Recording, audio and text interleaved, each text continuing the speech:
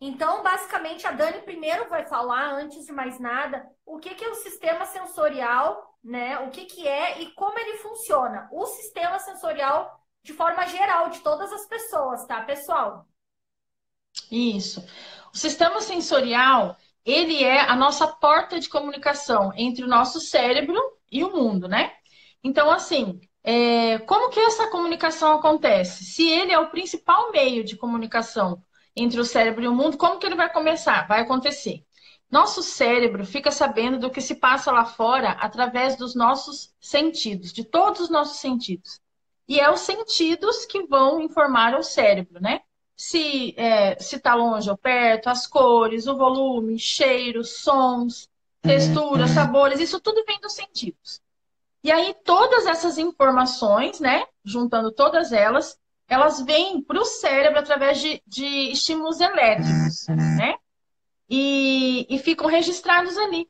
Então tá, mas aí como que o cérebro faz? Recebeu os estímulos elétricos, ele vai responder para fora, para o exterior, através de comportamento, né?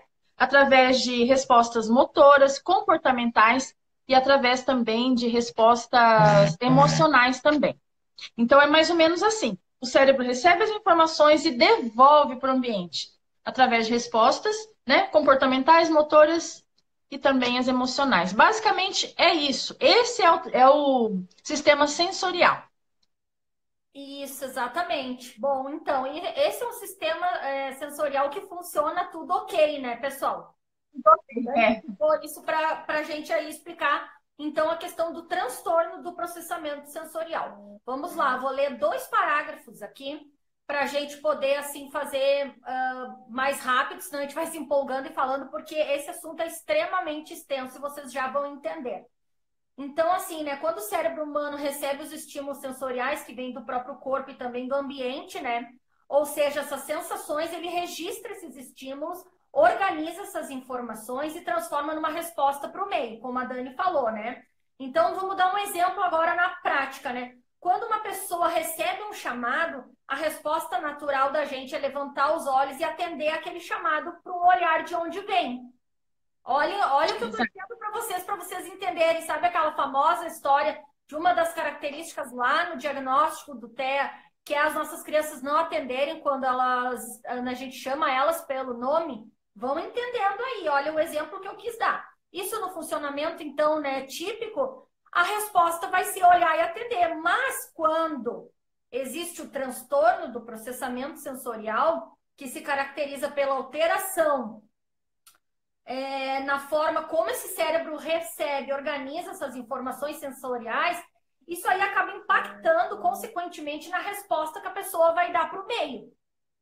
Basicamente, é isso que acontece, né? Então, aí, de acordo com uma terapeuta ocupacional aqui que eu li nesse site aqui, que é o Super Espectro, eu adoro ele, eu achei bem legal aqui a forma que ela colocou. Ela tem certificação em integração sensorial e ela disse assim, ó, o transtorno pode se apresentar, né, isoladamente, mas o mais comum é associado com outros diagnósticos, como o TEA e inclusive como o TDAH, né? E é, então, muito, muito, muito comum, né? É uma questão aí da parte também do sistema nervoso central. É essa forma que as crianças, né, no TEA, o adulto, o indivíduo, recebe as informações. É uma avalanche, pessoal. Chega tudo junto, misturado, nada é filtrado, né? É aquela inabilidade, né? Uma coisa tão natural que a gente tem, que eu tô falando com a Dani aqui agora, e pouco importa que tá passando o carro lá fora, que tem a luz aqui do notebook do meu lado, onde eu fiz a leitura para vocês, porque tudo isso eu faço automaticamente uma filtragem, consigo direcionar naquilo que eu quero prestar atenção. E no transtorno do processamento sensorial, não. Essas informações vêm tudo desorganizadas e tudo muito intensa, né? Muitas vezes, assim, muito, muito intenso. E aí acaba gerando todos aqueles comportamentos que a gente já sabe que está lá nas características do T. Exato. Deixa eu ver aqui se alguém comentou alguma coisa rapidamente. Vamos ver se as pessoas entenderam essa primeira parte. E aí nós já vamos dar sequência no assunto. Então, aqui, pelo que eu vi, basicamente, muitas pessoas entraram na live. Boa noite a todos. Uma pergunta, Paty Carvalho disse, meu filho tem 6 anos, Não, com 6 a 1 ano de vida, pegava frutas e comia na boa, comia espiga de milho, tudo. Depois de 1 ano, não quis mais pegar as frutinhas e nem dando mais. Ele só comia banana e pegava também. Deixa salva a live porque não vou conseguir ficar. Isso pode ser entendido como seletividade ou será que tem a ver com fases? Meu filho amava banana, comia bastante, nada passou a rejeitar. Então, pessoal, basicamente, para responder essa pergunta, a resposta está no transtorno do processamento sensorial, meu bem. Olha só. Porque o que acontece, né? Assim como as características do TEA vão se manifestando nos 3 primeiros anos de vida do indivíduo, né? Na verdade, assim, o perfil sensorial vai mudando. E tem também aquele fenômeno da poda neural, que também acaba ali mostrando esse boom. Então, uma das coisas, quando as questões sensoriais começam a aparecer, a criança começa a ficar seletiva, porque ela tá com essa dificuldade em relação, talvez, a cheiro, a textura, a várias coisas. Fala, amiga. Exato, não, pode continuar, amiga. É isso aí, só para responder isso aí. Mas aí, na verdade, essa tua dúvida vai se aprofundar agora no que nós vamos aqui entrar a falar na live. Eu só li ali para não me perder aqui no fio da meada nos comentários de vocês. Mas então, dito o que é sistema sensorial, como funciona, dito o que é o transtorno do processamento sensorial, vamos dizer outra coisa aqui para vocês. Essa é meio impactante. Primeiro eu vou dizer isso, mas depois vai vir a alternativa. Transtorno do processamento sensorial, pessoal, não tem cura. Não tem cura, Exato. né? Mas não tem. Ele tem tratamento e a pessoa que tem transtorno do processamento sensorial, ela pode, com uma série aí de cuidados, com várias coisas que a gente também vai citar aqui na live, ter uma qualidade de vida melhor e pode, assim, modular aí esses estímulos sensoriais, ficar as coisas melhor para esse indivíduo. Então, vai ter momentos que o indivíduo vai estar mais hipersensível, ou hiporresponsivo, ou buscador sensorial, e tudo isso nós vamos começar a explicar agora aqui para vocês nos tópicos. Mas, primeiramente, a gente vai falar, então, sobre os 8 sentidos nos quais podem ocorrer as alterações sensoriais. Pode ter nos 8, pode ter em 2, 3, né, Dani? Pode. Isso pode ter em vários. De cada indivíduo, tá, pessoal? Não tem regra aí, né? Só a questão é que tem alteração sensorial. Então, vamos lá. Primeiramente, a Dani vai explicar aqui para vocês o que é ser hipossensível ou hiporresponsivo. Ok. Gente, a criança hipossensível ou hiporresponsiva, pode ser um dos dois, qualquer um dos dois. Elas são as crianças que são mais buscadoras, né? Elas precisam de mais estimulação. Porque para elas chega tudo muito fraquinho, né? Então elas têm pouca reação aos estímulos que chegam para elas. Geralmente são aquelas crianças que gostam de pular bastante, de escalar, elas gostam de ficar descalço. Então tudo elas sentem de menos. Então os hipossensíveis, eles sentem de menos. Já os hiper é ao contrário, né, Nath? Você quer falar dos hiper? Isso, a gente está falando, pessoal, aqui tentando não falar muito em termos técnicos, numa linguagem coloquial, onde a gente, mães, né, porque nós não somos terapeutas, a gente se entende. Então, eu basicamente vou falar o oposto do que a Dani falou, e já vai ficar claro para vocês.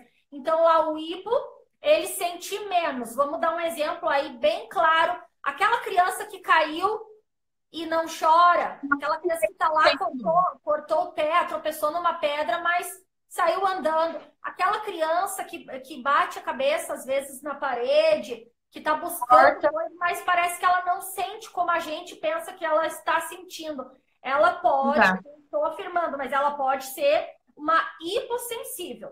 E já a criança hipersensível já é o contrário. É aquela criança que a gente vai tocar na criança e a criança se sente desconfortável.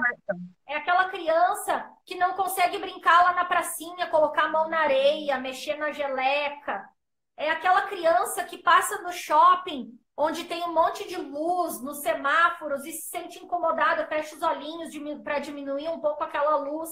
É aquela criança que tampa os ouvidinhos, porque tá o barulho incomodando, ela é hipersensível, né? Ou, como é que é a outra palavra técnica, pessoal? Hiperresponsivo. Exatamente. Hipersensível ou hiperresponsiva. Essa aí, ela é muito sensível, ela sente demais, e no caso da outra, que a Dani falou, sente de menos. Bom, dito isso, vamos dizer outra coisa aqui para vocês. Que uma criança que pode ser hiper ou hipo, ela pode ser as duas coisas também, né, Dani? Aham. Muito comum. Tem criança que tem hipersensibilidade numa parte e tem hipossensibilidade na outra parte. Não sei. Aqui em casa, por exemplo, o Rafael tem hipersensibilidade em toda essa parte aqui. Cabelo, não gosta que toca no cabelo, é difícil escovar os dentes, pentear cabelo, limpar o ouvido, é tudo muito dolorido para ele. Mas daqui para baixo ele não liga, fica descalço, não quer colocar roupa, pisa em qualquer lugar. Então, assim, a criança ela pode ter os dois. O ideal é a gente equilibrar, né? Fazer aquele equilíbrio entre os dois. Exatamente. Então, a criança pode ter esse perfil hiper-hipo, na extremidade, na parte de cima, embaixo, como também em algum sentido, né? Daqui a pouco tem uma criança lá no TEA, mas que adora zoeira de música. A outra não consegue botar, mas aquela que adora zoeira de música não consegue botar a mão lá numa massinha de modelar para brincar. Então, é bem assim, pessoal. Cada indivíduo vai ter daí um perfil aí, sensorial, né? E vai ser hiper, vai ser hipo, ou vai ser também buscador, que a gente vai falar mais no final daí. Bem, pessoal, eu acho que por enquanto aqui todo mundo tá entendendo e complementando. Vamos olhar aqui. Uma vez fui trabalhar com um casaco com uma cor fluorescente, a criança sempre ficou calma, se desorganizou. Fomos percebendo essa hipersensibilidade com a luz, a Dani falou exatamente. Né? A forma ali que ela recebeu ali, o visual, às vezes é uma cor, é aversiva para aquele indivíduo ali que é hipersensível naquele sentido ali no visual, por exemplo. Exatamente. Aí tem infinitos casos. Tem gente dizendo aqui que está vendo, mas que o filho ainda não foi fechado o diagnóstico. Então, querida, uma boa dica é tu observar isso, se ele tem alterações sensoriais. Normalmente isso está muito presente no TEA, vai te ajudar aí a ajudar até a passar essas informações mais claras lá para o teu neuropediatra. Tenho 13 anos e tenho autismo. É exatamente assim, está escrito aqui, autismo em busca da inclusão. Oi, tudo bom? Olha, que maravilha. Ninguém melhor do que o indivíduo, né, com autismo. Isso eu sempre digo, né? A gente tem que falar, assim, de si mesmo. Nós, como mães aqui, a gente tenta representar nossas crianças porque elas ainda são pequenas. Mas eu acho que isso aí é o que é o válido, né? Muitos dos estudos que a gente fez hoje aqui, eles têm base não só na teoria, mas justamente na vivência dos indivíduos, né? Dos relatos deles. E isso aí é muito agregador. Guilherme Barroso, muito prazer, Guilherme. Bem-vindo aí à nossa live. Que bom que tu está participando. E, inclusive, se você colocar alguma coisa, fazer correções aqui do que a gente estiver dizendo, aqui a nossa live é uma live onde todos nós estamos estudando e aprendendo juntos. Mel Fraga disse, esse transtorno pode ocorrer isolado do TEA? Sim, boa pergunta, pode ocorrer. É um índice pequeno, mas pode. Veja bem, eu, por exemplo, a princípio, né, não tenho diagnóstico de TEA, mas eu não chego a ter o transtorno do processamento, porque não impacta na minha vida de uma forma para se chamar de transtorno. Mas eu tenho alterações sensoriais. Eu tenho problema com etiquetas.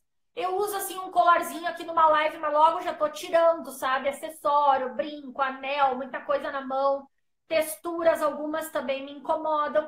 E quando eu ando de carro, por exemplo, eu fico muito enjoada. Enjoada, assim como quem estivesse andando já num barco, porque o meu sentido vestibular também não é lá muito ok. Então, eu tenho algumas alterações aí. Em princípio, não sou autista, mas tenho. E tem gente que tem isso bem mais intenso, inclusive também não é autista. Então, sim, existe. E voltando até a questão anterior lá da mãe da seletividade alimentar, normalmente o seletivo, ele é hipersensível, tá, pessoal? Por isso que ele não come, né? Nesse, pelo menos aqui no sentido no ele é hipersensível. Exato. O hipo, daqui a pouco, ele já vai buscar mais, ele vai querer comer coisa crocante, coisas assim, né? Exatamente. Bom, deixa eu ver aqui. Qual dica vocês dão para lavar a cabeça de criança com hipersensibilidade? Dessensibilização, né, Dani? Historinha lúdica, musiquinha, brincar com a criança de dar banho lá no bonequinho favorito.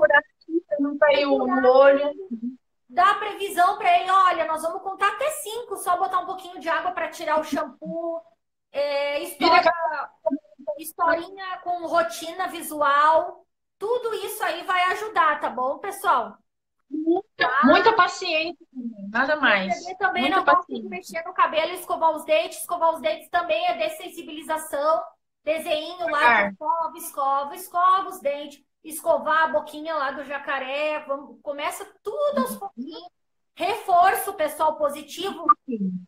Né, Dani? A criança fez certinho uma coisa, dá um reforço logo ali imediato. Lembrem ali das técnicas, né, da terapia ABA, por exemplo. Se a gente quer que aquilo ali repita, a gente tem que dar uma motivação para a criança, uma resposta do ambiente positiva para ela ter feito aquilo que era tão difícil para ela. Ainda mais agora que vocês já sabem pelo motivo que é difícil mesmo. Meu marido também tem muita sensibilidade auditiva, uma pessoa que disse... isso eu já não tenho. Eu trabalhei em casa noturna, por exemplo, na zoeira. Sensibilidade auditiva não faz parte do meu perfil, por exemplo. Por isso que a gente falou que é muito, muito amplo. Gosto de observar lições porque alguns profissionais falam coisas que não representam. Vocês estão de parabéns. Muito obrigada. O menino autista de 12 anos, aqui o jovem, na verdade, um adolescente aí que está participando, que disse: obrigado, fico feliz se de alguma forma a gente está falando, né, coisas aí que representem vocês. A nossa intenção é essa. Gosto de observar lives, as experiências de pais autistas. Muito jóia a resposta, ficou bem claro, obrigada. Psicopedagoga, eu lavo fazendo brincadeiras com meu filho. Aqui tem umas pessoas respondendo uma para outra. Eu tinha muito e hoje tem autismo leve, que não é tão leve. Tu vai ter que comentar teu nome de novo aqui. Eu acho que tu disse que é Guilherme, né? Olha que história incrível, hein? Era severo e hoje em dia é leve, que já é um grande progresso, mas sim, que leve, que não é tão leve assim. A gente tem certeza que não é leve. Vocês enfrentam aí muitas, muitas dificuldades. É por isso que a gente está aqui sempre falando aí, divulgando para as pessoas terem mais empatia e entenderem, né? Tudo o que acontece. Vocês só estão falando um pouco rápido, mas se a live ficar gravada, tudo bem. Sim, a gente está falando bem acelerado para acompanhar, né? É que o conteúdo é grande e a gente acaba se acelerando mesmo. Desculpa aí, Guilherme. Vou tentar falar aqui de uma forma mais pausada, tá bem? Aqui alguém dizendo que canta para o filho. Todo autista demora em falar. Bom, isso vai ficar... Esse tipo de pergunta agora não vai dar tempo de responder, mas podem mandar pelo direct essas perguntas, que eu e a Dani a gente se compromete ali de gravar nos stories e responder, ou até mesmo tá usando como tema para uma próxima live, tá bom, pessoal? Vamos voltar então aqui ao assunto. Então agora, pessoal, uma vez que a gente já sabe o que é hipersensível, hipossensível, que pode ter as duas questões aí, né? Porque o perfil é muito variado. Então, o ideal, a Dani falou aí, é tentar equilibrar, né, os sentidos, né? Para a criança funcionar bem, ou o indivíduo com autismo funcionar bem, ter uma qualidade de vida legal, ele precisa não estar nem muito hipo e nem muito hiper. Isso seria, assim, o estado normal. Então, aí a gente vai conhecendo o perfil dos nossos filhos, ou o próprio autista, que nem esse rapaz que está aqui vai dizer para vocês, quando eles já conhecem esse perfil e sabem o que está acontecendo, o que precisa, daqui a pouco já tem ali as estratégias para se autorregular no sistema sensorial. Isso também nós vamos falar ali adiante. Vamos então rapidinho citar aqui agora os sentidos. Pessoal, nós temos 8 sentidos, né, Dani? Isso, são 8. A gente conhece aqueles lá da época da 4ª série, só os 5, mas a gente tem mais.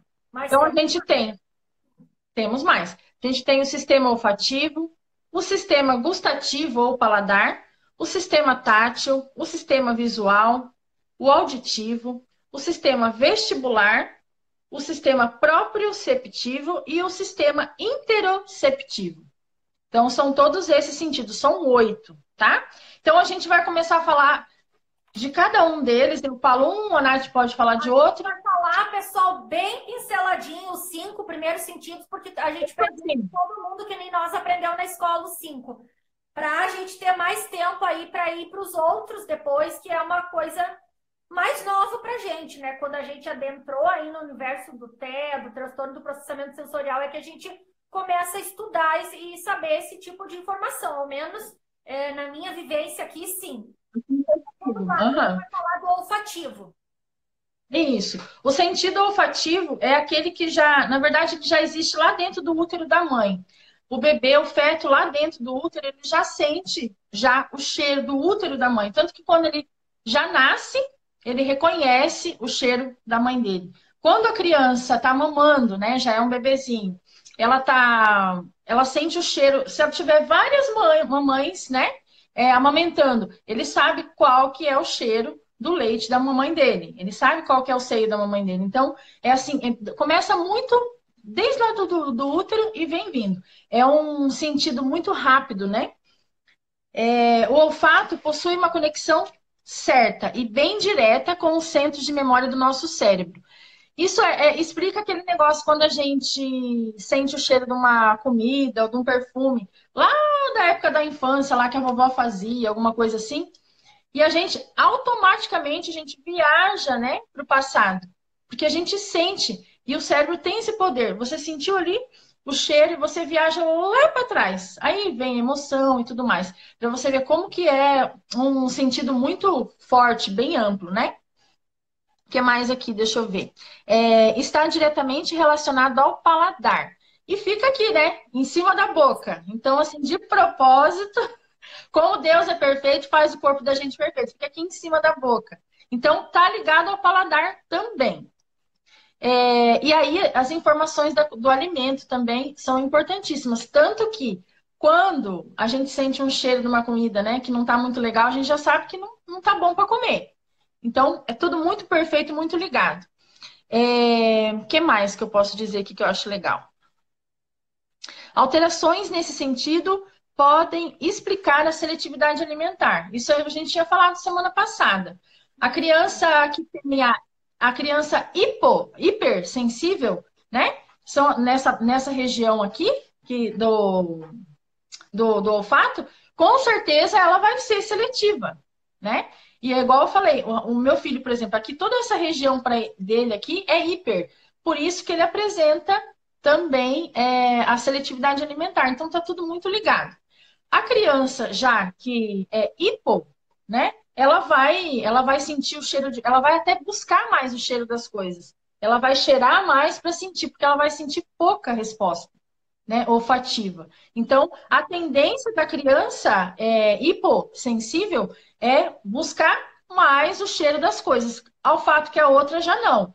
Tudo para ela vai ser meio aversivo. Ela que daqui a pouco anseia vomitar e tal, quando sente o cheiro ali de uma comida, uma coisa, fica nauseado. Vai dar náusea nela, né? Então é mais ou menos por aí. A gente pode dar sempre essa equilibrada, para a gente entender como que é o hiper e como é o hipo. E eu acho que é isso, acho que não tem muita coisa para falar, né? Do olfato, que eu acho que. Até foi bastante. Eu vou tocar o meu aqui, o próximo, que já vai em sequência no da Dani, que é o gustativo, até de uma forma mais sintetizada aí, porque da mesma forma que a Dani já citou, também o sistema gustativo se desenvolve já lá na barriga da mamãe também. Né? A mesma coisa, o sistema vestibular, o tátil, o olfativo, esses 4 sentidos, já desde lá da barriguinha da mamãe, ele começa a se desenvolver. Então, ali a criança já reconhece já o leite, por exemplo, da mãe, o bebê vai saber não só pelo cheiro, mas até, né, pela questão do suor da mãe também, né, Dani? E na questão da alimentação é a mesma coisa. Então, a criança que tem a hipersensibilidade, ela vai sentir o gosto de tudo mais intenso. Vai ser aquela criança ali que vai sentir mais se a comida for mais salgada ou vai sentir mais intenso doce do que a gente já sente. E no perfil hipo, já é o contrário. Ela vai buscar mais, é aquela pessoa que vai comer, sei lá, com mais pimenta, que vai colocar condimento na comida, porque ela sente menos, né? Ela percebe ali menos e tal. Deixa eu ver se tem mais alguma coisa aqui, assim, relevante, porque eu vou falar bem resumidinho aqui. E essas crianças, assim, também elas lambem coisas que não são alimentos. Elas colocam na boca. Os Também, a hipo. Alice, quando era bebê, assim, vou chegar nessa parte. A Alicinha, quando era bebê, já que a Dani falou, ela tinha uma busca e daí todo mundo dizia pra mim, ai, aqui é ausência de ferro. Ela lambia, gente, as coisas que ela encontrava das pernas de cadeira e dele língua, língua, língua, né? Também outra coisa, no caso de hipo, outra coisa que a Alice fazia, sabe aquela famosa história, a gente dizia assim, nossa, vai sair dentinho, vai sair dentinho. Porque a Alicinha tava lá sempre com as coisas na boca, assim, rangendo. E dente nunca que vinha, passava mês, virava mês, não tinha vindo dente nenhum, e aquela busca na boca, assim, muito intensa. Então, isso aí lá, bebezinha, a gente acha muito comum, mas já era aí as questões do perfil sensorial da Alice. A Alice, nesse caso, ela era hiporresponsiva, né? Muito bem colocado aí que a Dani colocou. Deixa eu ver se tem mais alguma coisa relevante aqui. Bom, os bebês, né, apresentam grandes habilidades relacionadas ao paladar e esse sistema continua a evoluir durante toda a infância. Uma das maiores mudanças é a sensibilidade ao salgado, né? Pelos 4 meses de vida isso aí acontece, que eu estava comentando ali com vocês, pessoal. Então, no caso do transtorno do processamento sensorial, por aí também pega a questão da seletividade, né? Entendam isso. Deixa eu ver o que mais... depois aí fala aqui também dos amargos, né? Que a criança também passa a perceber, a percepção do azedo, que são vários pontos diferentes aí do sentido do paladar. Mas a gente não quer entrar aqui na live no tópico sentidos que você já conhece. A gente quer falar o que tem no caso da alteração sensorial. Então, basicamente, Dani, como o horário está voando, eu acho que a gente já deve ir para o próximo item, que vai ser mais interessante, que é o tátil. Isso. O tátil a gente pode experienciar o mundo através do contato físico. Então, é através da pele, das mãos, pés, extremidades em geral. É ali que a gente tem o contato com o mundo. O sistema tátil é que nos traz as informações mais específicas sobre a forma das coisas, porque a criança a gente tem que pegar, tem que sentir, né? E é pelo tato que nós sentimos mais seguros, a gente sente mais segurança, né? E até os laços afetivos podem ser desenvolvidos aí no sentido tátil. O que mais que eu posso colocar aqui? Para que o tato funcione de forma adequada, é preciso que o sistema discriminativo... isso daqui eu acho que é muito complicado a gente falar agora. Não, amiga, daí agora acho que a gente diz o que acontece com o indivíduo hiper ou hipotátil. Então vamos falar lá. Para que o tato funcione adequadamente, é preciso que o sistema discriminativo e o sistema protetor, né, do indivíduo, ele tenha um alerta ok. Ou seja, ele vai saber que o corpo está por perigo ou não, ou se tem que ficar alerta ou não. Eles têm que funcionar juntos. Então, esse sistema da discriminação, ele funciona juntinho ali com o tátil, tá? Eu acho que mais para frente a gente vai falar da discriminação também. Isso. E aí, então, agora vamos falar das crianças, né? Hipossensíveis e as hipersensíveis tátil. Então, ali, o hipersensível é aquela criança que apresenta aversão ao toque e ela é aquelas crianças que andam nas pontas dos pés também, tá? Porque elas não toleram, assim, certas as texturas do chão, então não gostam de pisar numa areia, numa grama, numa pedra. Então, elas sempre estão andando ali com a pontinha dos pés.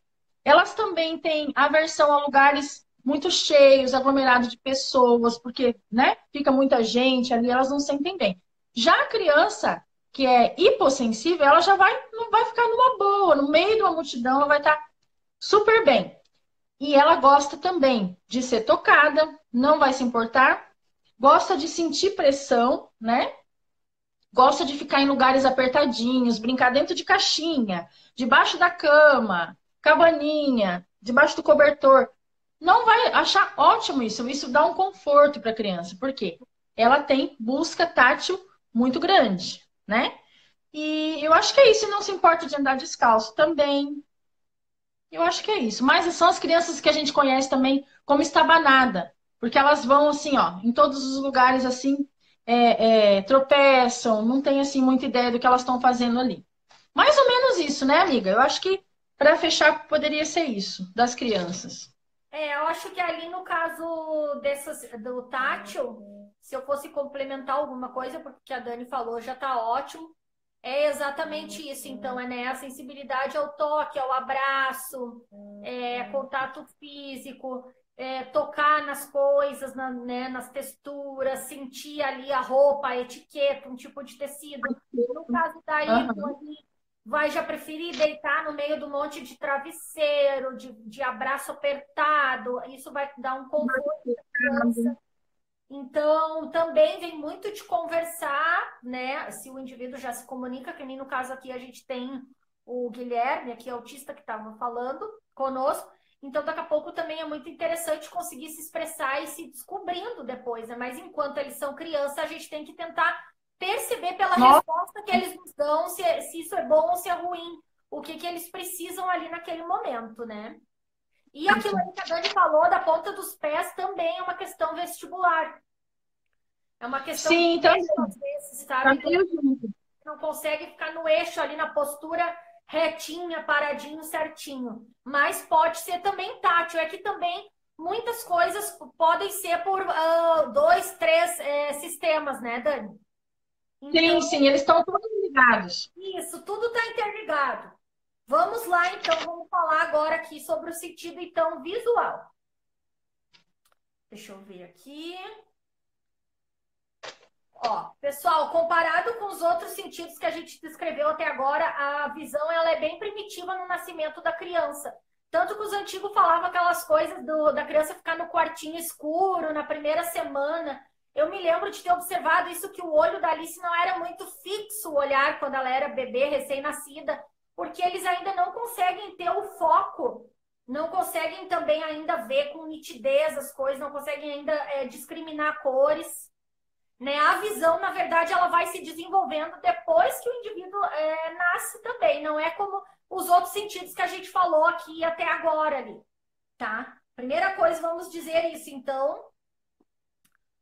O sistema visual é uma das principais fontes de informação sobre as pessoas e as propriedades do mundo, né? A visão permite o reconhecimento de formas, cores, letras, palavras, números. É de extrema importância para as interações sociais, né? Na medida em que se fornece informações sobre a linguagem corporal. Então, pela visão, é que a gente vai conseguir ver se a pessoa está com uma expressão de feliz, se ela está zangada, né? O sistema visual ele é muito importante para muitas coisas. Que mais? A visão guia os movimentos, ela vai ajudar, né, no equilíbrio, permite a monitoração de ações para que o movimento seja executado de forma segura e eficaz. Então, também aí lembrando, por isso que a gente faz lá nos primeiros programas aí de estímulos, que a gente começa a ensinar pareamento para as nossas crianças, né, para a criança. E isso aí é um tipo de percepção visual, é uma questão aí de trabalho dessa coordenação olho e mão. Isso tudo está aí dentro do sistema visual e no caso da alteração sensorial, então tem que ser trabalhado muito. Por quê? Falando a grosso modo agora, porque a criança hipersensível ao sentido visual é aquela que não pode ir no shopping center lá nos games, que estão cheios de luz piscando. Então, para essa criança, daqui a pouco a gente vai ter que ensinar ela a usar um óculos de sol para diminuir a luz ali que causa desconforto para ela. Eu já vi relato de autista adulto dizer que é como se fosse o sol, assim, ardendo nos olhos do indivíduo, muita luz. Festas, para vocês entenderem um pouco, assim, na prática, um exemplo aí, né? Já a criança hiporresponsiva, então, no sentido visual, a Alicinha já passou por essa fase. É aquela criança que tá lá na festa com uma luz pisca e quer, assim, colar o nariz na luz. Porque ela busca muito. Ela sente menos aquilo ali. A gente tá pensando que aquilo ali vai prejudicar a visão, que ela não pode, mas ela não percebe isso. Porque ela sente menos, né? Deixa eu ver aqui o que mais aqui que é relevante dizer.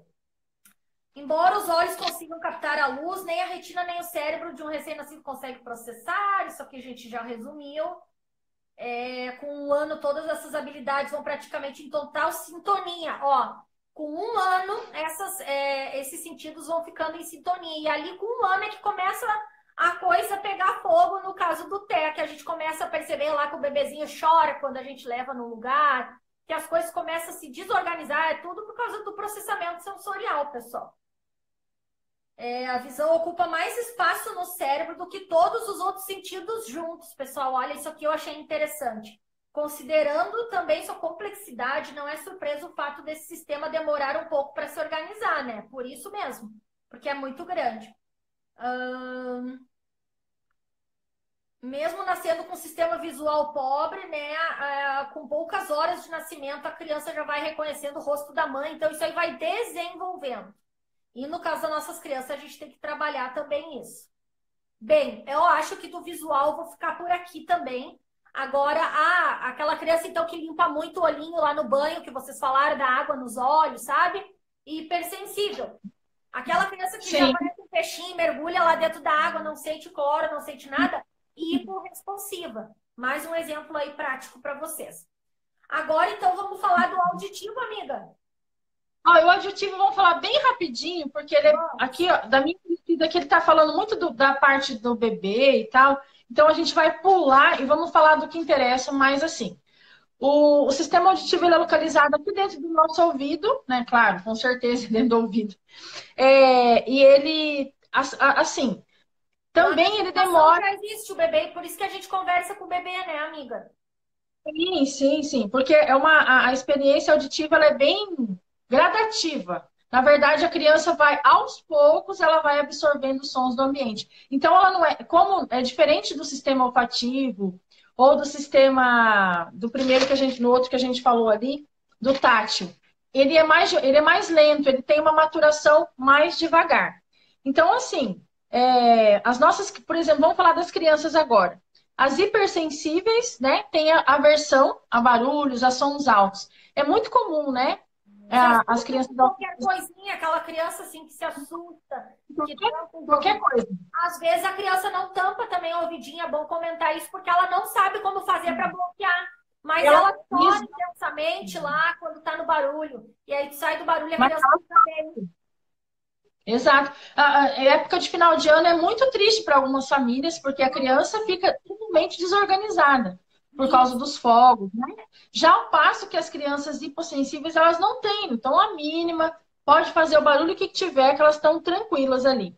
Elas aumentam o volume das coisas para ouvir mais alto. Então, essas crianças não têm problema com a audição, assim, com problemas de cachorro latindo. Estão de boas, elas ficam de boas com tudo. Então, o sistema auditivo não tem muita coisa assim complexa para falar. Porque acho que senão a gente não consegue chegar lá no vestibular e nos outros, né, amiga? Isso, exatamente. Só para complementar ali o que a Dani falou, então a experiência auditiva, ela influencia diretamente na qualidade do desenvolvimento auditivo. Então, aí também é bom só comentar que lá na frente vocês vão entender que essa criança, então, a hiper ali sensível, se ela vai tendo menos sons, a gente vai bloqueando, evitando som. Ao mesmo tempo, também ela não vai conseguir depois discriminar, vai deixar de desenvolver uma série de coisas que, pelo sentido da audição, a gente desenvolve, né? E aí também vem a questão por que as nossas crianças também, que eu falei lá no começo, não atendem quando são chamadas pelo nome, que é uma das características do TEA, né? Eu acho que isso da audição é basicamente isso, mas também, dando um exemplo prático aí de autista, já me falaram que o som de moto acelerando, eles diriam pra gente entender, nós típicos, né, que seria a mesma coisa que uma broca de uma furadeira dentro do ouvido deles. Acredito, eu odeio também, não gosto. Isso, porque é muito intenso, né? Então, vocês imaginem como é importante a gente falar sobre o transtorno do processamento sensorial, porque tudo cai na conta da criança birrenta que se joga no chão do mercado, que fez fiasco, sendo que, na verdade, aquela criança está sofrendo uma bomba ali de estímulos, né? Tá tudo desorganizado, um caos, ela tá tentando ali não surtar e uma hora, às vezes, não consegue. Por isso que vem as crises, né, de sobrecarga sensorial também. Bom, vamos então adiante, né, amiga? Vamos pro sistema vestibular. Vamos ver aqui, que eu separei, acho uma coisa mais curtinha aqui do sistema vestibular. Só um minutinho. Porque, nossa, a gente viu um trabalho aqui que depois a gente vai falar que a gente vai enviar, que está salvo no nosso Drive. Teve um TCC da PUC aqui sobre transtorno do processamento sensorial. Nossa, incrível, assim, né? Só que era 40 páginas. Aí, bem que a gente podia passar tudo para vocês, mas não dá tempo, né? Porque a gente está tentando, assim, trazer o mais relevante para vocês. Então, vamos lá, vamos falar sobre o sentido vestibular. Pessoal, sentido vestibular, então, né? Nossa necessidade de saber onde estamos é tão grande quanto a de comer, né? De ser confortado num vínculo afetivo. O sistema vestibular, que forma a relação básica de uma pessoa com a gravidade e o mundo físico. Entende? É o sistema ali do equilíbrio que a gente chama, né? Normalmente, o sentido vestibular. Nosso eixo aí em relação à gravidade. Por isso que eu falei antes aquela história da ponta dos pés ali. Com todas as informações sensoriais são processadas fazendo referência a informações vestibulares, né? Caso não funcione corretamente, a interpretação dessas sensações pode ser inconsistente ou com pouca acuidade, prejudicando a organização da percepção no nível do sistema nervoso central.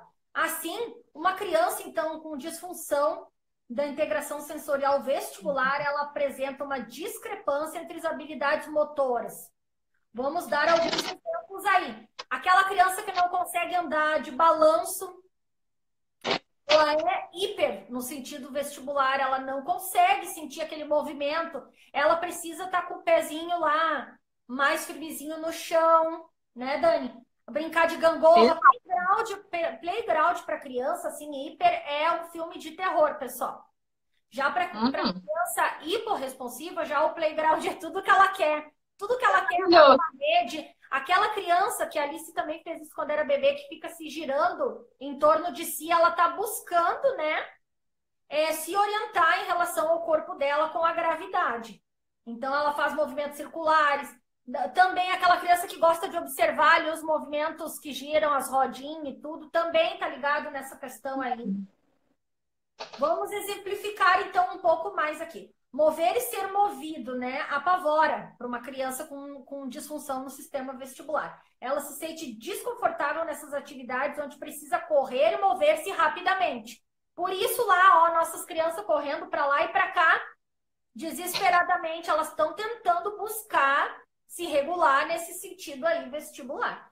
Então, essas crianças têm medo de altura, preferem manter os pés mais lá no chão, ou também achar um eixo ali, como a Dani falou. Deixa eu ver. Hipersensível, a maioria é intolerante ao movimento. O movimento causa uma insegurança gravitacional. Em contraste, as que não têm impulsividade em busca de movimentos rápidos, atividades intensas, e não se sente mal com isso. É aquela criança que gira, que a gente pensa que vai cair tonta e a criança continua ali rodando. Sim. A Alicinha fazia muito isso, bebê, pessoal. Eu até filmava, achava uma gracinha, nem pensava em ter naquela época em transtorno do processamento sensorial.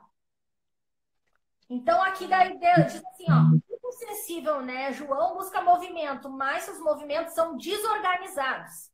Ele possui uma coordenação bilateral pobre, problemas de linguagem com o uso de muitos gestos para comunicar-se, tendendo a ser mais falante após as experiências vestibulares intensas. Por quê? Porque daí ele modulou, regulou aquilo, aí depois ele funciona melhor.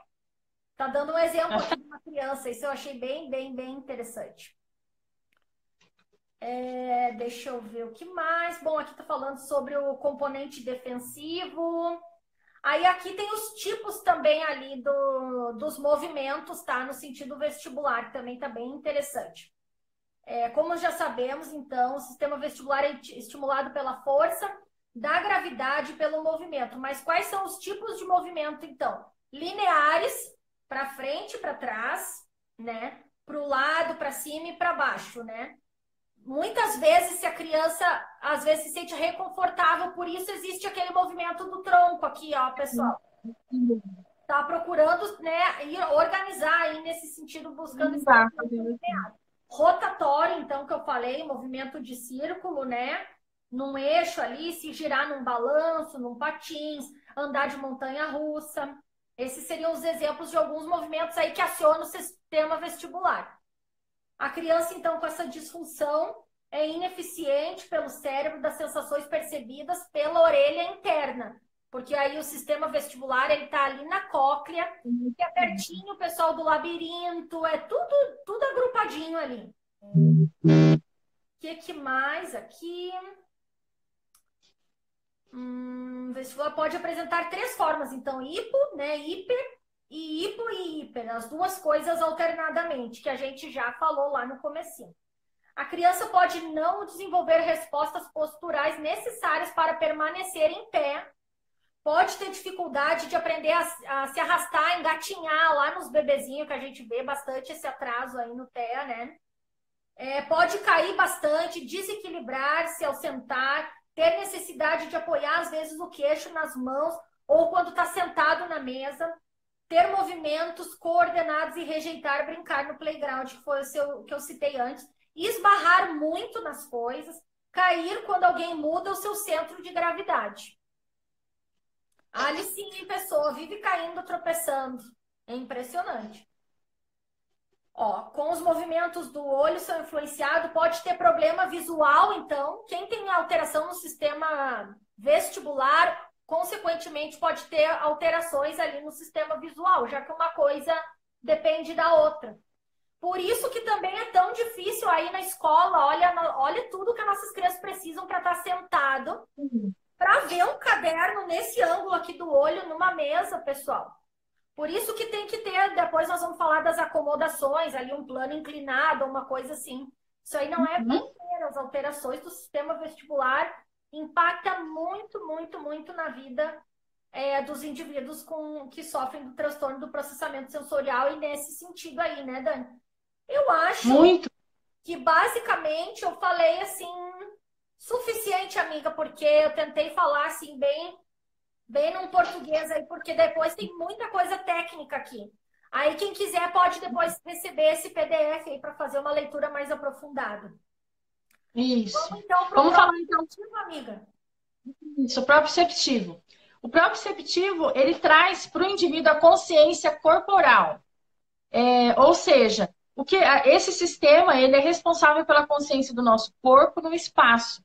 A posição do nosso corpo também no espaço. Em relação aos objetos. Pessoal. Em relação aos objetos. Tudo ligado. Em relação aos objetos, a outra pessoa, o que está aqui à minha volta, né?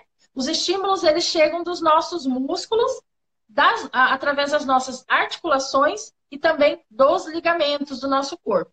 Por exemplo, assim, no TEA, a criança pode não ter noção de espaço. Ela pode não ter noção de força também.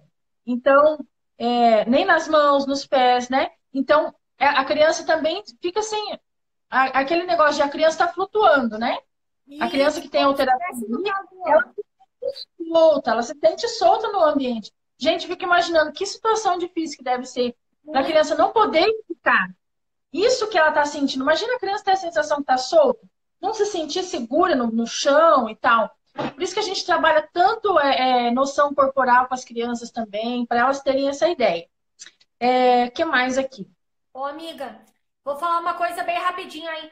Imagina daí se a gente cai na ignorância de não saber isso do transtorno do processamento sensorial e tá lá querendo obrigar aquela criança a ficar sentada. Ai, senta para olhar a TV sentadinho, senta para comer, quando a criança, na verdade, está ali absurdamente desregulada no sistema proprioceptivo, por exemplo. Ela não desregulada. Né? A criança está lá sentada numa cadeira com os pés pendurados, não está nem se sentindo e a gente quer que permaneça sentado. Muito difícil, é muito triste, né? Na escola, principalmente, eles passam por algumas coisas assim. Sim. Esses estímulos, né, que chegam através dos músculos, articulações, ligamentos, eles se conversam muito bem com o sistema tátil também. Igual a gente falou, tá tudo muito interligado. Então, ali traz a noção do planejamento motor, né? A criança sabe ou não, né? Geralmente a gente está falando de transtorno, então a criança não tem esse planejamento motor e ela não tem essa noção de esquema corporal. Então, geralmente, essa criança é aquela que, igual a Nath falou, ela não fica sentada. É uma criança que fica agitada. Igual eles falam assim, a criança tem que colocar o peso, um pezinho nela, para ela se sentir mais, um coletinho, alguma coisa assim, para ela se sentir mais segura no ambiente, né? Na criança hipo, por exemplo, né? No caso da criança hipo. A criança hipo também, ela é essa que não senta para fazer a tarefa, é aquela que quer dar aquelas voltinhas em volta da escola, volta e meia tem que sair para dar uma voltinha, porque para ela tudo aquilo ali é muito complicado, né? Crianças que não ficam muito tempo sentadas, trocam de atividades o tempo todo e gostam muito de andar, de estar andando, de estar circulando, porque elas não se sentem muito bem. Isso acomoda elas. Esse negócio de ficar andando é para se acomodar. Elas sentem acomodação quando elas estão fazendo isso. Na verdade, Já imagine, a gente fica confortável, às vezes, sentando no sofá, botando os pés para cima, lá parar. E para eles, isso é uma tortura. sim, aí a gente fala senta, né? Senta, né? E as hiperresponsivas já são ao contrário, né?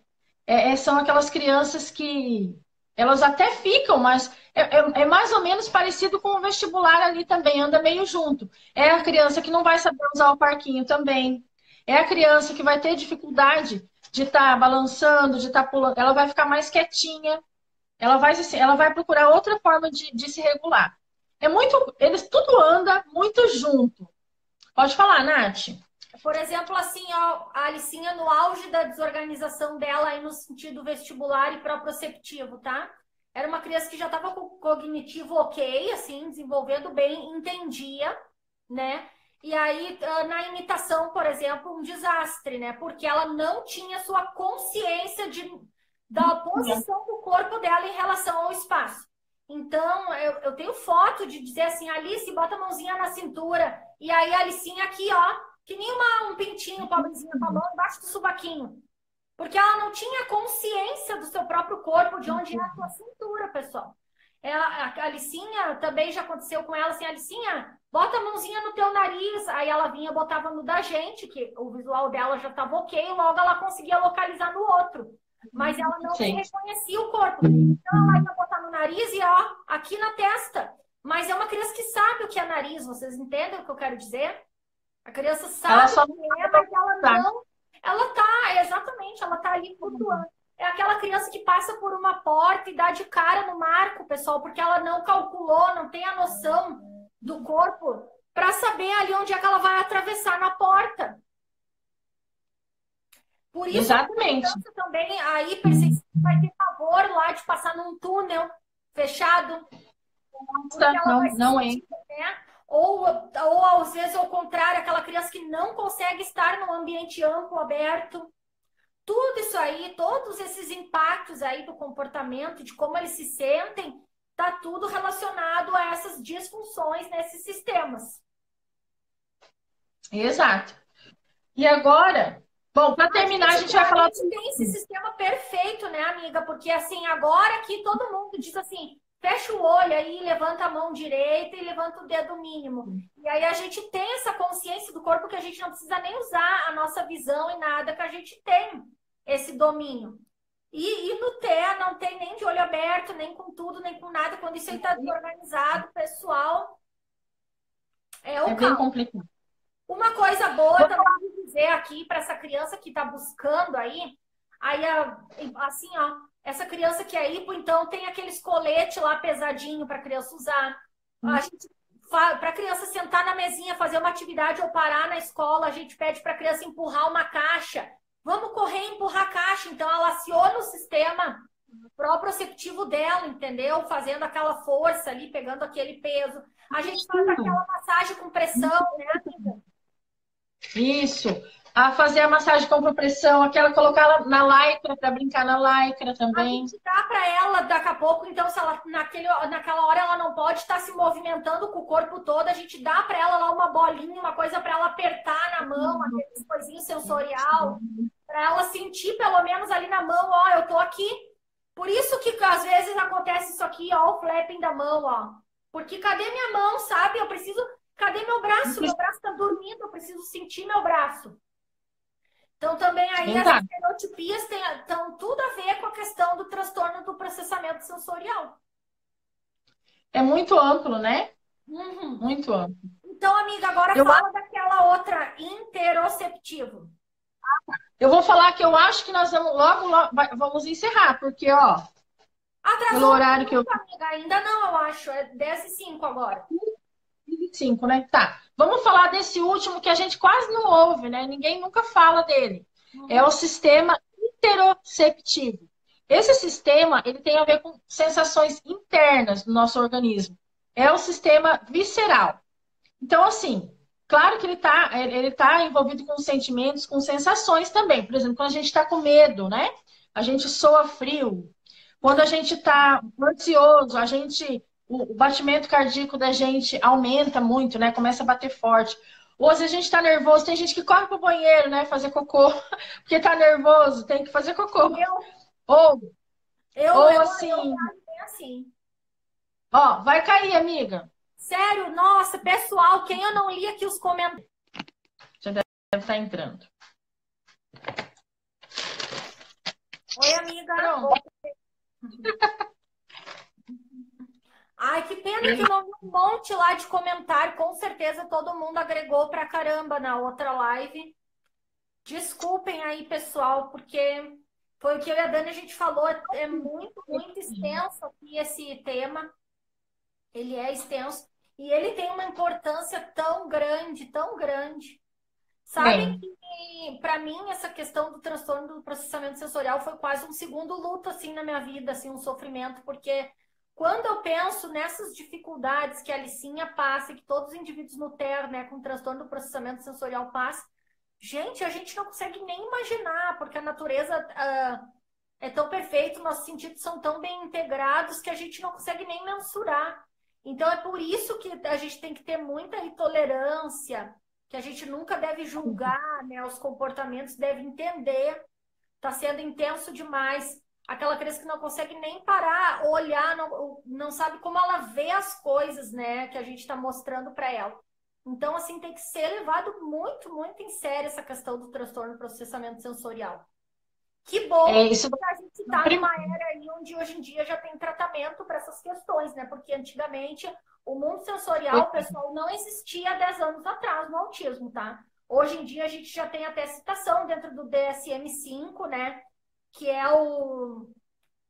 dos transtornos mentais, né? O atual DSM-5 já fala dentro das características do TEA a questão das alterações sensoriais.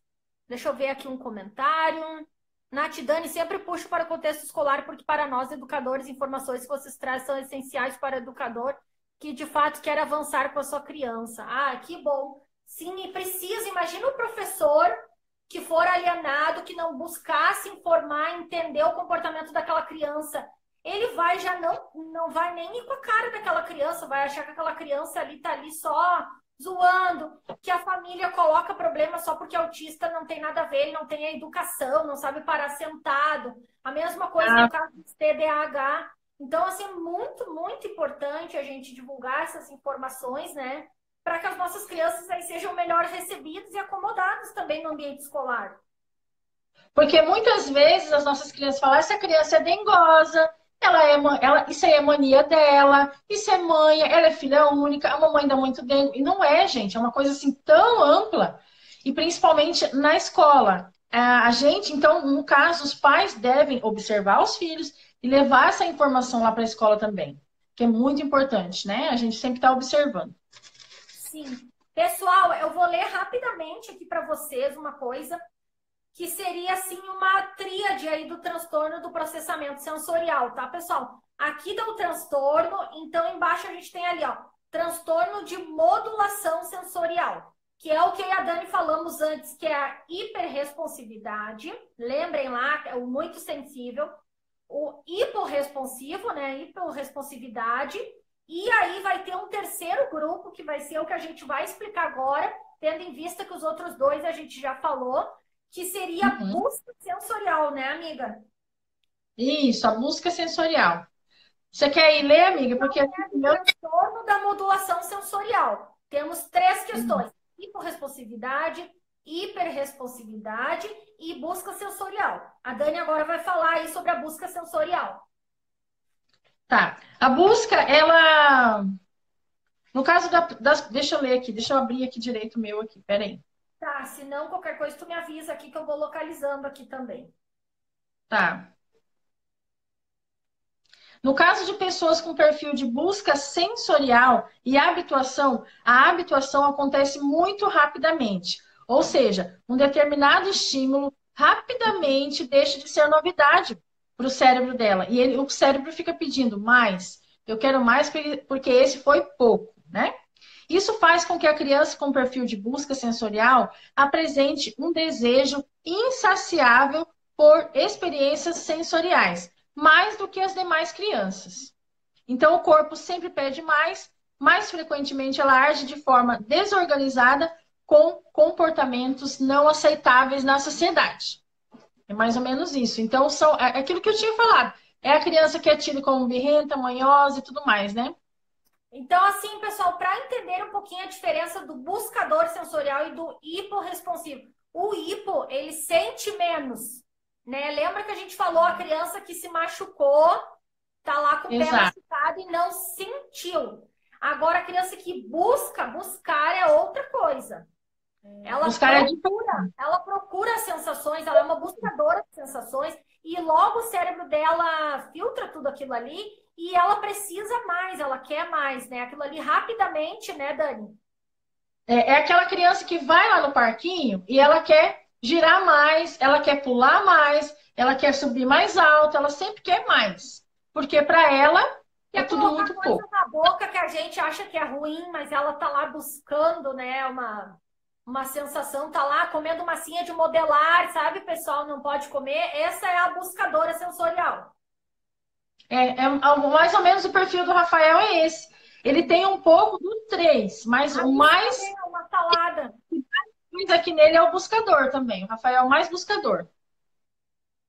Isso. E aí a criança tem necessidade constante de sensações extensas e vai além dos campos das atividades motoras. Então, vai muito além. Pode refletir no gosto de comidas picantes e tal. E o que a Nath falou, sempre muita coisa, ela quer sempre mais. Mais. Aquilo ali não sacia ali a busca dela, ela precisa mais, exatamente. Que também não é o ideal. Depois nós vamos falar sobre o que é o ideal. Tá, vamos passar para o próximo pilar, amiga, para não estender muito. O que tu acha? Eu tenho mais coisa importante.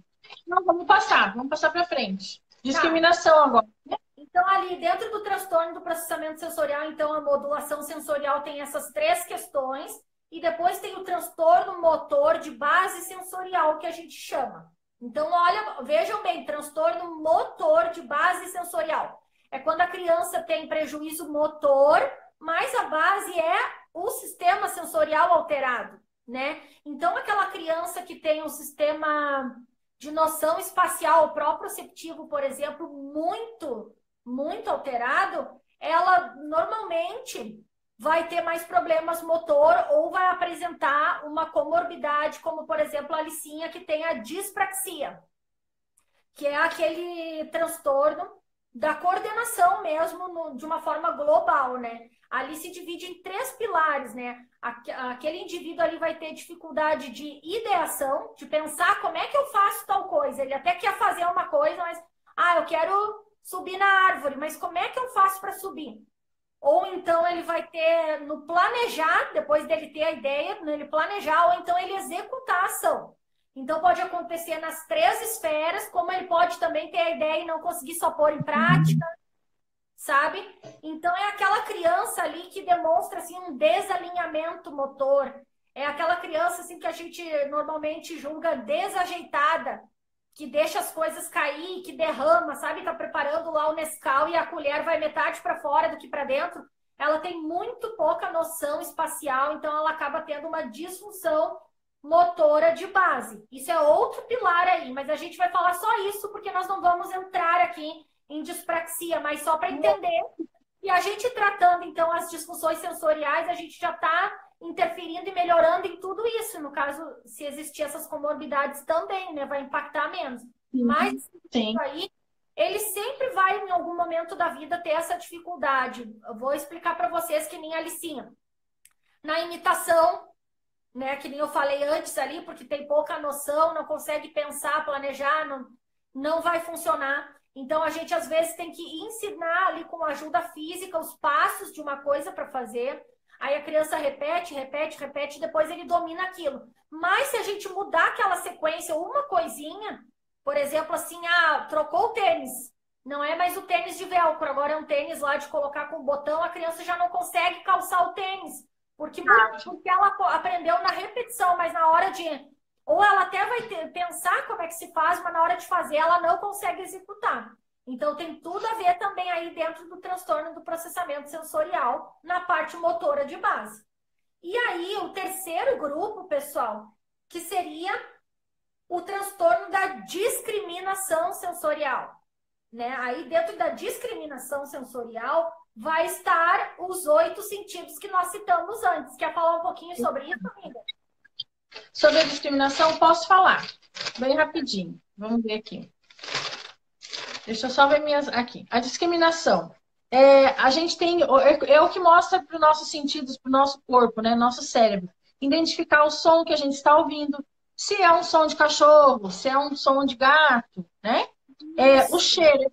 Esse alimento é gostoso, eu posso comer? Ou esse alimento aí tá azedo e não vai ser muito bom para mim comer, né? A discriminação vai te contar para a gente se é legal ou não o que a gente está sentindo ali. Esse perfume é agradável ou ele é um perfume ruim? Esse toque aqui na minha pele, isso é um carinho ou isso é uma agressão, né? Mais ou menos isso assim. Essa é outra característica do sistema sensorial que usa para captar as informações do ambiente. A discriminação, na verdade, ela vai contar com detalhes, né? E aí, em vários sentidos que a gente já falou anteriormente, o que é realmente aquilo que está acontecendo. É mais ou menos isso, assim, em tese, assim. Fica com aquelas caixas sensorial lá, adivinha o que é. E aí, tudo isso aí, o autista, ou o indivíduo com transtorno, a parte da discriminação, vai ter dificuldade. Por isso que a gente faz um trabalho com material concreto ali para ensinar o que é pesado, o que é leve, o que é áspero, o que é macio.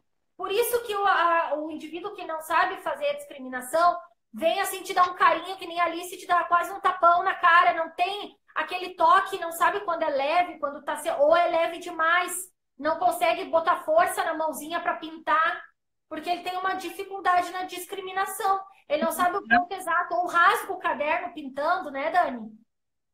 Sim, é porque não sabe medir ali a força. A gente tem. E por isso, aí o pessoal pergunta, mas por que vocês fazem tanta atividade tática, material concreto, com tudo isso? Tá colocando na massinha, porque é para isso, é para fazer toda essa acomodação para eles, porque aí eles vão aprender, né, Nath? Porque é complicado.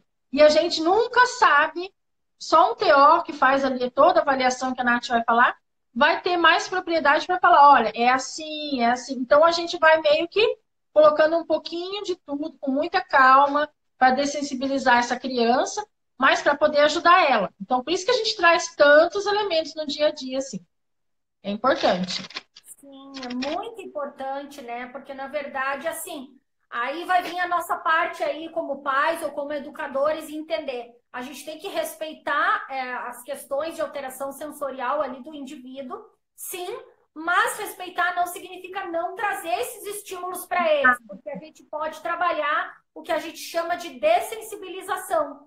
Então, daqui a pouco, uma coisa que um dia foi aversiva, por isso que tem muitos relatos, como a Dani tem os dela e eu tenho os meus. Por que a Alicinha, 2 anos, se escondia de um balanço, não podia nem ver o balanço se mexer, porque já no visual incomodava ela, e hoje ela tá aqui nos meus stories andando de balanço. Porque a gente fez um processo de dessensibilização de uma forma amorosa aí, né?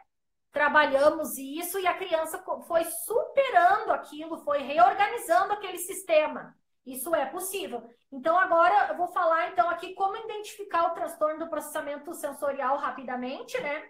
Existem testes de avaliação, então, como a gente vinha falando, né, pessoal? Que tem aqui, ó, o SPM, medida de processamento sensorial, perfil sensorial, e as observações clínicas de integração sensorial são meios padronizados utilizados para reconhecer esse transtorno. Nath, olha aqui, a Amanda Vilela está na nossa live. Já deu parabéns para nós. Ah, que legal. Obrigada, Amanda. Estamos falando aqui não como técnica. A gente está chegando na parte aqui da importância da tua pessoa aqui na vida dos indivíduos do TEC, quem tem essa formação aí de integração sensorial e o terapeuta ocupacional. Então, pessoal, como eu vinha dizendo, basicamente eu li aqui que existem testes, né, que só um especialista, então, consegue fazer e avaliar o perfil aí do indivíduo. Então, tem esse SIPT, por exemplo, é uma avaliação estruturada que atende somente uma parte da população, porque nessa precisa da resposta. Normalmente, no caso das nossas crianças, o terapeuta ocupacional vai entrevistar os pais, vai perguntar muitas coisas e vai também testar, né, ali com eles, trazendo ali os estímulos, fazendo teste no sentido tátil, lá vai colocar luzinha, vai colocar um som para ver na parte auditiva. Basicamente, se estou resumindo como é que eles fazem, que eu também não tenho como dizer isso, porque eu não sou terapeuta ocupacional, mas eles que conseguem ter esse perfil.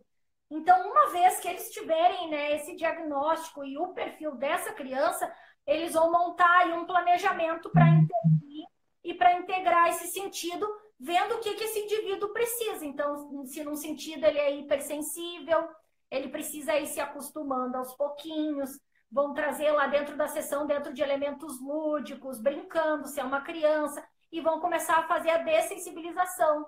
Vão passar aquele dever de casa lá para os pais também irem fazendo a nossa parte, porque também o santo de casa não faz milagre. Não dá só lá na terapia fazer e depois o resto do tempo a gente também não ir trabalhando aos pouquinhos. Então, por isso que é muito importante aí a comunicação entre as três partes, é um triângulo ali, né?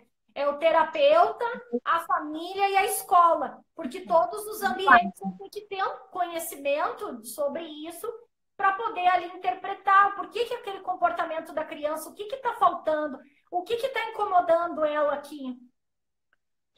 Deixa eu ver o que mais. Então, né, o processo começa com essa anamnese dos pais, que ajuda a compreender os comportamentos e tal.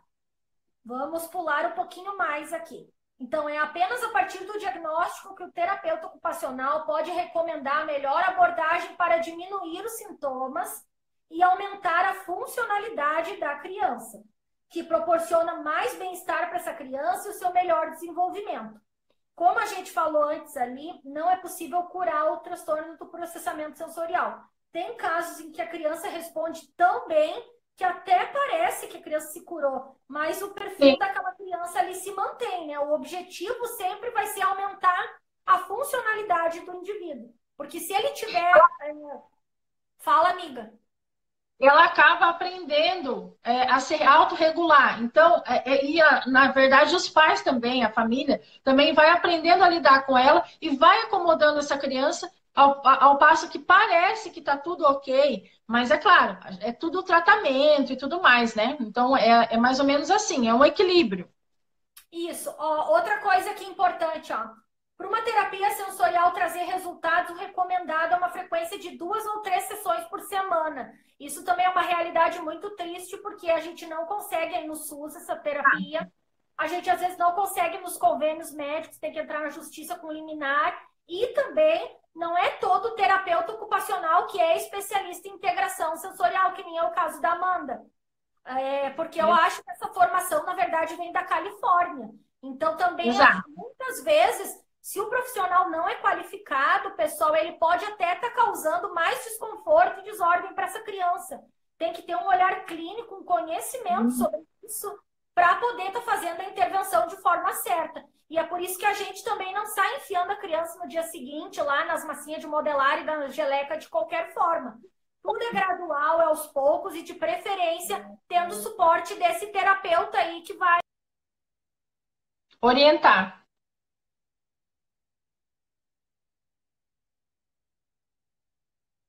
Tirado aqui da minha tela, guria, eu tinha sumido.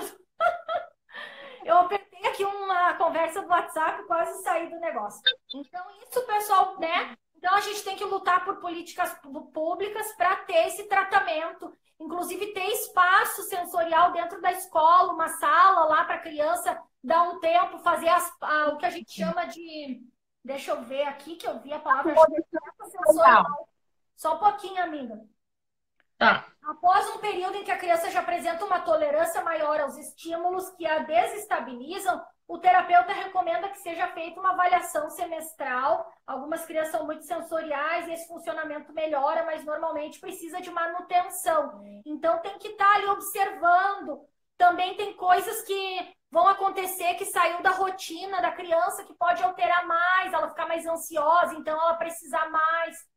A cada dia, cada momento vai ter que ser analisado, né? A gente vai acabando conhecendo muito quando a gente tem aí um terapeuta também que nos orienta bem. Quando a gente lê e estuda também bastante. Quando a gente vai começar a perceber também já na nossa criança o que ela precisa. Eu sinto muito isso em relação à Alice. Muitas vezes eu já consigo oferecer o que ela está precisando, porque eu vejo que ela fica bem depois. Acho que a Dani também. E o profissional que fizer aí um tratamento bom, ele vai te dar o suporte disso, é importante dizer. Isso vai sair lá de dentro da salinha, a gente tem que ter essas informações, a escola também. Essa manutenção, então, né? É como a É como a Amanda fala, a Amanda mesmo fala que é a terapia de portas abertas. É necessário que a gente conheça mais ou menos o que o terapeuta está fazendo para a gente trazer para nossa casa também um pouco do que ele tem a passar para a gente. E para a gente, depois, passar alguma coisa para a escola, para o triângulo funcionar direitinho. Isso. Pessoal, vou encerrar uma última frase aqui, então, falando sobre o tratamento. Ó. Então, essa manutenção que eu falei, depois de semestral, vai sempre acompanhando o perfil, porque isso pode melhorar muito. Isso não é uma sentença, pessoal. É como eu falei para vocês ontem ali nos stories, que eu não consegui ir na esquina passear com o cachorro com a Alicinha um tempo atrás. E hoje em dia a Alicinha super curte, vai em festa com música alta. Muita coisa mudou. E é graças a Deus que existe a integração sensorial, que existe terapeutas ocupacionais, que existe esse tratamento. Então, mesmo não tendo cura, a gente consegue ali deixar a criança mais moduladinha, mais funcional, mais se sentindo confortável, né? É possível. E essa manutenção, então, vai acontecer por meio das brincadeiras com os estímulos adequados, né? E muitas pessoas chamam isso de dieta sensorial, eu li aqui na matéria. Isso. Agora, então, a Dani vai falar sobre acomodações, né, amiga? Tá, gente, já tá terminando. A gente vai falar das acomodações, bem rapidinho para a gente encerrar. A acomodação sensorial, ela é diferente do tratamento, porque ela é como se fosse um paliativo. Uma coisa ali para que vai resolver em certas ocasiões.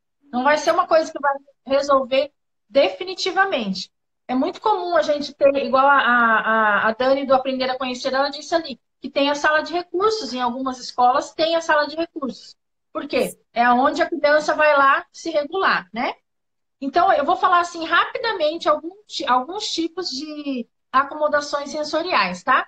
Acomodação sensorial proprioceptiva.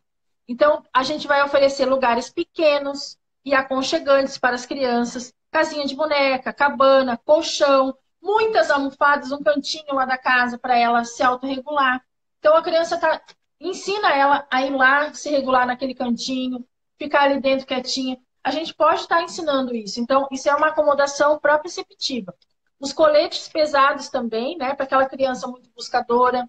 Cobertor pesado. Um colete lá, bota um pezinho, um quilinho lá de arroz, lá numa roupa costuradinho, o pessoal dá para dar. A coberta para essa criança dormir. Também nessas horas. Isso, tem que ser uma coberta mais pesada também, né? Para ela se sentir mais calma, mais tranquila. Saco de dormir, então, tudo isso são acomodações sensoriais proprioceptivas. Então, vamos falar agora da acomodação auditiva.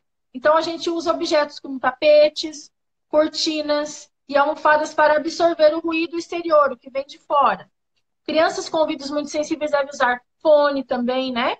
Para se sentir e colocar abafadores, lugares mais calmos, né? Tirar ela do movimento de som altos, campainhas, televisão e rádio. Isso tudo. Sol, um boné. Óculos de sol, um boné. Tudo coisinhas que a gente vai fazendo devagar, né? E vai fazendo no dia a dia para as crianças aí. Acomodação visual, que a Nath tinha falado. Também a gente vai colocar blackout, vai cuidar da intensidade da luz,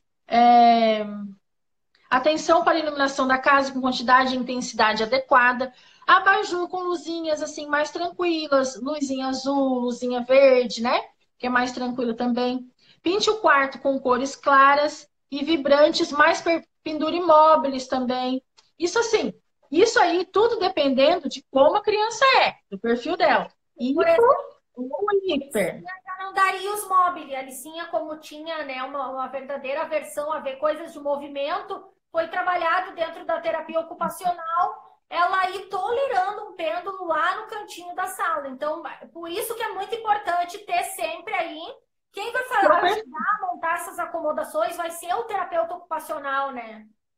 Sim, ele que vai passar essas informações mais específicas assim. E a gente pode fazer acomodação visual e auditiva, já falei, diminuindo o estímulo visual auditivo para prevenir distrações, no caso, né? Também a gente pode prevenir.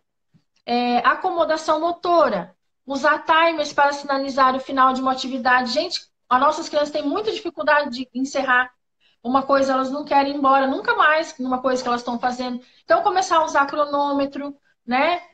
Pista visual também ajuda. Isso tudo é acomodação. Ou mudar de uma atividade para outra. Tudo com muita previsibilidade, quadro de rotina também. Da rigidez, né? Mas a rigidez está muito ligada também ao processamento sensorial, porque você se imagina, é mais fácil lidar com aquilo que tu já se dessensibilizou e se acostumou com o ambiente do que coisas novas. Exato, perfeito. Acomodação vestibular proprioceptiva, colchão d'água, colchão de ar também pode ser tranquilizante para algumas crianças, tá? Lá e o que mais? Nas escolas a gente vê, e eu vi também em Londres que tem aquele pronto-socorro, que é o potinho da calma, onde tem um slime para a criança pegar, umas bolinhas de apertar, uma lanterninha. Lá no cantinho da sala, para a criança ir lá um pouquinho, sentar numa bola daquelas redondas de pilates, acho que é, né, Dani? Para se regular. Sim, isso é ótimo. O ocupacional iria na escola auxiliar ali para fazer as acomodações. No mundo ideal, pessoal, a gente vai ter isso nas escolas. Primeiro a gente vai ter uma TO que nem a Amanda. Depois nós vamos ter uma Amanda indo lá na escola. E depois a escola vai ter aqui. Ai, ai. Olha, e a gente, como pais e mães, a gente conhecendo o perfil da criança, também quando a gente vai sair, a gente leva nossos segredinhos lá, né? Claro, sempre. Né? Eu sempre levo na minha bolsa balão, porque de repente o Rafael gosta muito de estar pegando em balão. A gente pode levar um slime, uma moeba, coisas assim, ou alguma outra coisa que dê essa sensação boa para a criança. Então é tudo da observação, né, amiga? Sim, com certeza. Não vou conseguir ler, eu acho, todos os comentários, até porque tem uma criancinha me esperando para dormir com o pai lá na sala. Mas, desde já, obrigado, pessoal. Valeu mesmo. Muito bom. Foi. Agradeço todo mundo também que estava junto com a gente. E adiante aí. Se vocês quiserem aquele material que a gente leu, a gente chama no direct e a gente passa para vocês também, tá? Isso, esse trabalho ali tá bem, bem interessante. É muito conteúdo, muito rico, muito bom mesmo. Então tá, pessoal. Gente, boa noite. Com Deus. Obrigada aí para quem ficou até o final. Dani, muito obrigada, hein? Arrasou nos estudos. Fiquem com Deus, tá? Fiquem com Deus. Beijo. Tchau.